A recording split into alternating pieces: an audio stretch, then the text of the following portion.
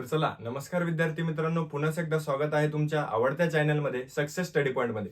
तर बघा, आपण व्यवस्थितरित्या सर्व बेसिक्सच्या कन्सेप्ट आपण शिकत आलेलो आहोत.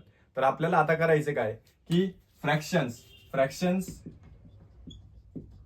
फ्रॅक्शन्स म्हणजे काय, पी अपॉन क्यू फॉर्म मध्ये असतात. याला म्हणतात न्यूमरेटर आणि याला म्हणतात डिनॉमिनेटर. त्यालाच आपल्याला ट्रान्सफर करायचंय कशात, डेसिमल्स मध्ये. कशामध्ये, डेसिमल्स मध्ये. याला डेसिमल्स मध्ये आणि डेसिमल्स मध्ये असल्यावर याला फ्रॅक्शन्स मध्ये. डेसिमल्सला पॉइंट्स देखील आपण म्हणतो. तर जर तुम्ही मागचे लेक्चर्स बघितले नसेल, डेसिमल्स वगैरे, डेसिमल्सचे ऍडिशन, सबट्रॅक्शन, मल्टिप्लिकेशन, डिव्हिजन असेल, हे सगळं आपण त्याच्यात शिकलेलो आहे. आणि फ्रॅक्शन्स पण आपण शिकवलेले आहेत. आता फ्रॅक्शन्स वरचे आपण ऍडिशन, सबट्रॅक्शन, मल्टिप्लिकेशन व डिव्हिजन पुढच्या लेक्चरमध्ये घेणार आहोत. तर व्यवस्थितरित्या लक्ष द्यायचंय की आपण डेसिमल्स मध्ये कसं ट्रान्सफर करणार. आता समजा आपण एक एक्झाम्पल घेतलं 1/2 हाफ. 1/2 हे आपण एक्झाम्पल घेतलंय. तर हा झाला आपला न्यूमरेटर आणि हा झाला आपला डिनॉमिनेटर. तर याला काय करायचं, याला डेसिमल्स मध्ये ट्रान्सफर करायला काय करायचं की 2 डिवायडेड बाय 1, जो हा याला म्हणतात डिवायझर आणि याला म्हणतात डिव्हिडंड. काय म्हणतात, डिव्हिडंड. तर डिवायझर जेव्हा डिव्हिडंड पेक्षा मोठा असेल, डिवायझर हा डिव्हिडंड पेक्षा मोठा असेल, तर तेव्हा करायचं काय, आपल्याला नेहमी लक्षात ठेवायचंय, तेव्हा करायचं काय की 0 पासून आपल्याला सुरुवात करावी लागते. 0 आणि मग पुढे द्यावा लागतो आपल्याला काय, पॉइंट. मग पॉइंट दिल्यावर आपल्याला घेता येईल 0. कारण की हा 0 पासून का बरं सुरू करायची, कारण की हा याच्यापेक्षा मोठा आहे. कळालं. तर 2 5 10. हे जर पॉइंट्सचे तुम्हाला डेसिमल्सचे जर उदाहरण समजत नसेल, हे मल्टिप्लिकेशन डिव्हिजन जर समजत नसेल, तर मला कमेंट बॉक्समध्ये कमेंट करा. याचा आपण काय करूयात, सेपरेट लेक्चर घेऊयात. सेपरेट लेक्चर नुसार काय होईल, तुम्हाला हे जाणून घ्यायला आणि हे शिकायला तुम्हाला काय होईल, मदत होईल. तर बघा 0.4 पॉइंट आलाय, म्हणजे हे काय झालंय, या 1/2 चा काय झालाय, हा डेसिमल फॉर्म झालाय. काय झालाय, डेसिमल फॉर्म झालाय.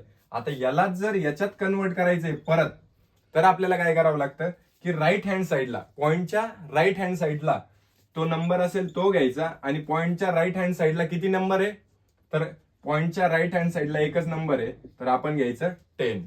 जर 2 नंबर असते तर आपण काय घेतलं असतं, 100.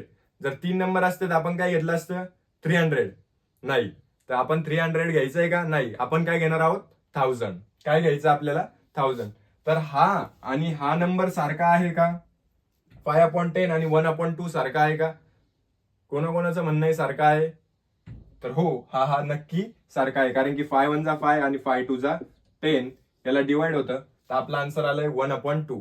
तर बघितलंय आपण 0.5 ला याच्यामध्ये कसं कन्वर्ट केलंय, फ्रॅक्शन्स मध्ये, आणि फ्रॅक्शन्सला याच्यामध्ये कसं कन्वर्ट केलंय.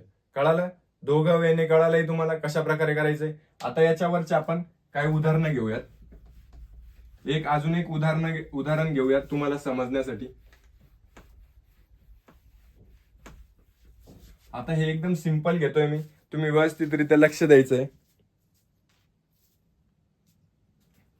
तर बघा, आता याच्यात बघा 2.25 हे काय झालंय, डेसिमल फॉर्म झालंय. 2.25 हे काय झालंय, डेसिमल.